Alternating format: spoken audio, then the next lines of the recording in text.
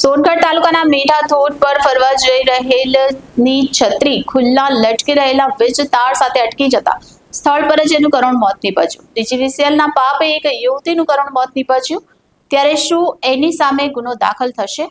રવિવારની રજામાં મોટી સંખ્યામાં સુરત અને આસપાસના વિસ્તારમાંથી પ્રવાસીઓ તાપી જિલ્લામાં ફરવા આવે છે। ડાંગ જિલ્લો અને તાપી જિલ્લો વરસાદી મોસમમાં પ્રવાસીઓ માટે આકર્ષણનું કેન્દ્ર બને છે, પરંતુ થોડી લાપરવાહી અને ક્યાંક થોડા સ્થાનિક પ્રશાસન અને તંત્રના પાપે ક્યારેક પ્રવાસીઓએ મોતનો ભોગ બનવાનો વારો આવે છે અને એન્જોય કરવા આવેલા લોકો જિંદગીથી હાથ ધોઈ બેસતા હોય છે।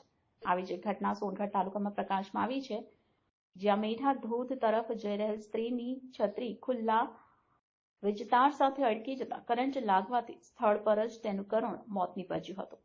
સુરતના ઉત્તરાયણથી ધોધ પર ફરવા આવેલ હર્ષિતાબેન હાર્દિકભાઈ જોશીનું કરુણ મોત નીપજનાર પરિવારજનમાં ગમગીની છવાઈ ગઈ હતી। અહીં ડીજીવીસીએલ વીજ કંપનીની બેદરકારી જીવલેણ સાબિત થઈ હતી। તાપી જિલ્લામાં ચીમેર, ગોમુખ સહિત અનેક ધોધ આવેલા છે, ત્યારે હવે જ્યારે પણ અહીં પ્રવાસી જાય ત્યારે એને સાવધાની રાખવી જોઈએ। અહીંના સ્થાનિક પ્રશાસને પણ આવી ઘટના ન બને તે માટે પગલાં લેવા જોઈએ। ત્યારે અમારી ચેનલ વતી તાપી જિલ્લા અને સોનગઢ તાલુકાના ધોધ તથા પ્રાકૃતિક સ્થળે આવતા પ્રવાસીઓને સાવધાની રાખવા અપીલ કરવામાં આવે છે। Reporter Bindeshwari Shah, city gold news, Tapi.